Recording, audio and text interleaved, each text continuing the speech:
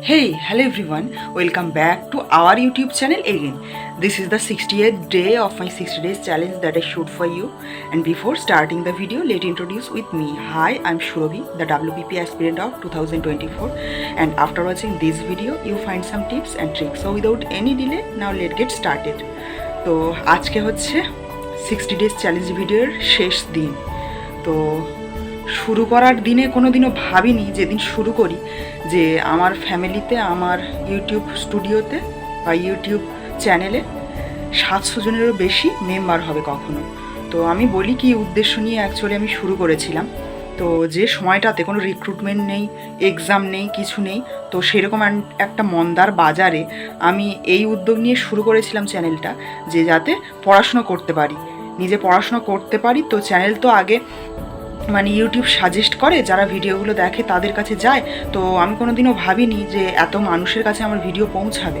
তো আমি এই উদ্দেশ্য নিয়েই প্রথমে ভিডিও শুরু করেছিলাম, যে আমি নিজে পড়তে পারি, যাতে কন্টিনিউয়েশনটা বজায় রাখতে পারি। তো সেই উদ্দেশ্য নিয়েই আমি ভিডিও স্টার্ট করি। যে আর সর্বোপরি কী চেয়েছিলাম বলো তো, আমার এই দিনগুলো, এই স্ট্রাগেলের লাইফগুলো আমার এই ছোট্ট চ্যানেলে যাতে স্মৃতিবন্দী হয়ে রয়ে যায়।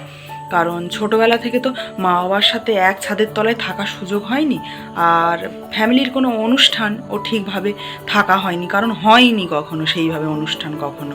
তো যাই হোক, তো সেই দিনগুলো খুব মিস করি, যেহেতু কখনো কোনো অনুষ্ঠানে ফ্যামিলির সুযোগ হয়নি। তো সেই জন্য আর কি বেশি করে চেয়েছিলাম যে এই দিনগুলো স্মৃতিবন্দী করে রাখতে। তো সেই জন্যই চ্যানেলটা খোলা। আর প্রথম দিন থেকে একটা, দুটো, তিনটে, চারটে এইভাবে ভিডিও করতে করতে আজকের 60টা ভিডিও আপলোড করে ফেলেছি। হ্যাঁ, মাঝখানে 2 থেকে 3 থেকে 4 দিন হয়তো ব্যতিক্রমিক গেছে, কারণ একদিন এক্সাম পড়েছে, একদিন বাবার ওখানে অনুষ্ঠান পড়েছে সোসাইটিতে। তো এইভাবে কয়েকটা দিন মিস হয়ে গেছে। আর আগে যখন সত্যি দেখতাম যে ভিডিওর মাধ্যমে কারোর ভালোবাসা মানে কেউ শেয়ার করছে ভিডিওতে বলে যে এত মানুষের ভালোবাসা পেয়েছি, অনেস্টলি স্পিকিং মানে অন গড আমি কণ্ঠ ছুঁয়ে বলছি যে আমি বিশ্বাস করতাম যে ওরা মিথ্যে বলছে।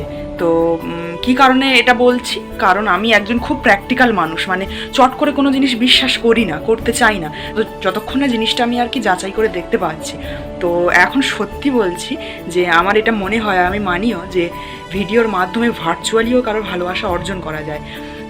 তো সেটা আমি যখন first day challenge video shoot করতাম আর আজকে 60 ডেজ কমপ্লিট করার পরে বুঝতে পারছি। যেমন একটা ভাই আছে, তার নাম অঞ্জন, তো আরও আছে রমিতা দি, তারপরে success your studios, WPP aspirant, Divakar, এরকম অনেকজন আছে যার নাম আমার এই মুহূর্তে মনে পড়ছে না সকলের। তো এরকম অনেকজন আছে যাদের কাছ থেকে আমি অনেক ভালোবাসা পেয়েছি। বিশ্বরূপ বলে একটা ভাই, সে কালকে তো 59 ডেজ গেছে, তো সে আমার কমেন্ট সেকশনে কমেন্ট করছে যে দিদি আর কি ভিডিও পাবো না, 60 ডেজ কমপ্লিট হয়ে গেলে আর কি দেখতে পাবো না, আর কি চ্যানেলে ভিডিও আসবে না। তো এই ভালোবাসাগুলো সত্যি ভোলার না। তো কত দূরে থাকে মানুষগুলো, অথচ তাদের কথা, তাদের কমেন্ট প্রত্যেকটা মন ছুঁয়ে যায়। তো শুধু যে ভালো কমেন্ট পেয়েছি তা না, নেগেটিভ কমেন্টও প্রচুর পেয়েছি, যে দেখানোর জন্য পড়ে, হ্যানা ত্যানা, এরকম অনেক মন্তব্য পেয়েছি। তো এগুলো তো বলবেই, যেমন আমরা সমাজে বাস করি, এরকম নেগেটিভ মানুষ আছে। এগুলো অ্যাকচুয়ালি নেগেটিভ কথা না, ওটা ওরা ফ্রাস্ট্রেশন বের করে। তো ওদেরও তো কোনো জায়গায় বলে একটু হালকা হতে হবে, তো সেই প্ল্যাটফর্মগুলো খুঁজে বেড়ায়। তো কিছু না, ঠিকই আছে সব কিছু। তো তোমার যতটুকু পাত্তা দেওয়ার, তোমার যতটুকু নেওয়ার, তুমি ততটুকু নেবে, বাকিটা ঝেড়ে ফেলে দেবে। তো এই হচ্ছে বিষয়। তো নেগেটিভ কমেন্ট থেকে অনেক কিছু শেখারও থাকে মাঝে মধ্যে, সব কিছু যে খারাপ হয় সেটা না। তো যাই হোক, তো যে মানুষগুলো আমাকে ভালোবাসা দিয়েছো তাদেরকে মন থেকে অনেক অনেক থ্যাংক ইউ। আর যে মানুষগুলো আমাকে ভালোবাসা দিতে পারোনি, তো তাদের জন্য কিছু বলছি না, কারণ সবার ভালোবাসা পাওয়া একটা মানুষের পক্ষে সম্ভবও না। তো ব্যাস এইটুকুই ছিল। চলো, অনেক বকবকি তো করে ফেললাম তোমাদের সাথে, তো চলো এখন পড়তে বসা যাক। আর কারোর যদি কথাগুলো খারাপ লেগে থাকে প্লিজ অ্যাভয়েড। আর চলো এখন যুদ্ধগুলো দেখে নিই। আগের দিনে টপিক ছিল যদিও যুদ্ধগুলো দেখে নেওয়ার, তো আগের দিন সময় হয়নি যুদ্ধগুলো দেখার। আজকে যুদ্ধগুলো দেখে নেব। তো এখানে বিভিন্ন ধরনের যুদ্ধ রয়েছে যেগুলো এক্সামে আসে, তোমরা জানো। এই যে হলদিঘাটের যুদ্ধ, পানিপথের যুদ্ধ, তালিকোটার যুদ্ধ, এইগুলো। আর 60 ডেজ চ্যালেঞ্জ ভিডিও যখন শুরু করেছিলাম, যে জিনিসগুলো টার্গেটে ছিল মোটামুটি সিংহভাগ কমপ্লিট করতে পেরেছি, আর কয়েকটা পারিনি। তো সেগুলো আস্তে আস্তে আবার একটা মাইলস্টোন নিজেকে দিয়ে দিয়ে সেটাকে কমপ্লিট করার চেষ্টা করব। তো আমার মেন টার্গেট ছিল এই 60টা দিনে জিকের একটা ভাস্ট পার্ট কমপ্লিট করার, তো সেটা মোটামুটি কমপ্লিট করতে পেরেছি। আর এখন যেটা করব সেটা হচ্ছে রিভিশন শুধু। তো 60 ডেজ কমপ্লিট হওয়ার পরে, মানে আজকের এই ভিডিওটা যাওয়ার পরে, তো তারপরে কিছুদিন বন্ধ থাকবে। তো নেক্সট কবে ভিডিও দেবো সত্যি আর ভাবিনি, তো দেখা যাক কবে দিতে পারি। তো আগে স্থির করি, তারপরে তোমরা তো জানতেই পারবে ভিডিওর মাধ্যমে। আর আজকের দিনটা কীভাবে কাটাই না কাটাই, তো চলো দেখতে থাকো ব্লগটা। সকালে পড়াশোনা কমপ্লিট করে চলে আসলাম এখন ছাতু খেতে। তোমরা যারা মধ্যবিত্ত ফ্যামিলি থেকে বিলং করো তারা সকালের ব্রেকফাস্টে ছাতু রাখতে পারো, অনেক কারোরই প্রশ্নটা ছিল। আর ছাতু খাদ্যগুণে ভরপুর একটা খাদ্য। অন্যদিনে মাছ কোটার দায়িত্বটা থাকে আমার উপরে, আজকে দেখি মাসি তাড়াহুড়ো করে মাছ কুটতে বসে গেছে। যেহেতু তোমরা তো আগেই জানো মেজো মামা সকালের ট্রেনে কাজে যায়, তাই 8:30টার ট্রেনে ভাত দিতে গেলে তাড়াহুড়ো করে সকালে রাঁধতেই হয়। তো আমার ভাগ্যে ছিল আজকে মাছ ভাজার দায়িত্বটা, তো আমি সেটাই করতে লাগলাম। প্রায় অনেকক্ষণ পরে মাছটা যে ভাজা কমপ্লিট করে আমি উপরে চলে এসেছি পড়ার জন্য। তো ঘড়িতে বাজে এখন প্রায় 10:30। তো এখন আমি প্রিভিয়াস ইয়ার্সের একটা প্রশ্নের সেট দেখে নেব। আর তোমরা যারা গ্রুপে আছো চিন্তা করো না, ঠিক সময় মতো এই প্রশ্নগুলো সব তোমরা পেয়ে যাবে ধীরে ধীরে। একটু ধৈর্য ধরো, একটা তো সিস্টেমেটিক্যালি এগোতে হবে। তো যখন তখন যা তা দিয়ে দিলে হবে না, আবার পুনরায় সেগুলো তোমরা চাইবে পরে যারা জয়েন হবে। তো একটা সিস্টেম মেনটেন করে আগাতে হবে। তো চলো এখন এগুলো দেখতে থাকি।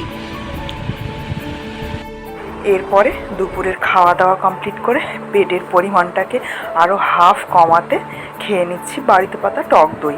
আর তারপরে দুপুরে যেহেতু আমি ঘুমাই না তোমরা তো জানোই, তো তারপরে নিয়ে বসলাম একটা কাজ, একটা অর্ডারের কাজ। আর এটা হচ্ছে একটা মাটির থালার উপরে কলকা আর্ট। তো বিভিন্ন পাঞ্জাবিতে, বিভিন্ন ব্লাউজে, বিভিন্ন চুড়িদারে এই কলকা আর্ট আমি করে থাকি। একটা মেয়ে বা একটা ছেলে বড় হওয়ার পরে পরেই বাড়ির কাছে আর হাত পাততে পারে না কারোর কাছে, এগুলো তো খুব কমনই জিনিস। আমি মনে করি এসব ছাড়াও মানুষের মধ্যে ভগবান দুটো হাত দিয়ে পাঠিয়েছে, যেটা খেটে খাওয়ার হাত, কারোর কাছে পাতার নয়। আর সর্বোপরি দিয়ে পাঠিয়েছে একটা স্পাইনাল কর্ড অর্থাৎ শিরদাঁড়া। আর সত্যি বলতে ওই শিরদাঁড়াটুকুই আছে মানেই আমরা সরীসৃপ সম্প্রদায়ভুক্ত না। আর সেই জন্যই ওই শিরদাঁড়ার মধ্যে একটা মজ্জা আছে যেটা আমাদেরকে সোজা হয়ে দাঁড়াবার ক্ষমতা দেয়। তো সেই জন্য আমি মনে করি যে সব কিছু বিক্রি করা গেলে ওই শিরদাঁড়াটা বিক্রি নেই কোথাও। সেই জন্যই কাজ করে খেতে হবে, সৎ পথে ইনকাম করে খেতে হবে সবাইকে।